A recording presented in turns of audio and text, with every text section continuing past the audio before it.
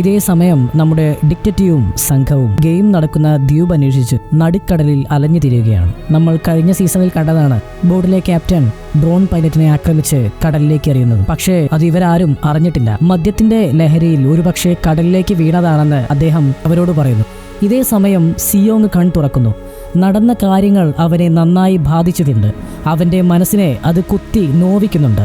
പതിയെ അവൻ അവിടെ നിന്നും എണീറ്റ് ചോദിക്കുന്നു, ബാക്കിയുള്ളവർ എവിടെ? അവരെല്ലാവരും മരിച്ചുപോയെന്ന് അവർ പറയുന്നു. ഇത് കേട്ടതും സിയോങ് തകർന്ന് സോൾജേഴ്സിന് നേരെ തിരിയുന്നു. പിന്നെ എന്നെ എന്തിനാണ് കൊല്ലാതെ വിട്ടത്? ഞാനും ഉണ്ടായിരുന്നല്ലോ അവരുടെ കൂടെ, എന്നെയും കൊല്ലാമായിരുന്നില്ലേ എന്ന് സിയോങ് അലറി പറയുന്നു. ഇതെല്ലാം ബ്ലാക്ക് മാസ്ക് അവിടെ നിന്ന് കണ്ടുകൊണ്ടിരിക്കുകയായിരുന്നു. അപ്പോൾ അവനൊരു കോൾ വരുന്നു. അത് ഡിറ്റക്റ്റീവിന്റെ ഷിപ്പിലെ ക്യാപ്റ്റൻ ആയിരുന്നു. അദ്ദേഹം പറയുന്നു, ഇപ്പോൾ അവർ അടുത്ത ഡ്രോൺ പൈലറ്റിനെ തേടി പോയിക്കൊണ്ടിരിക്കുകയാണ്.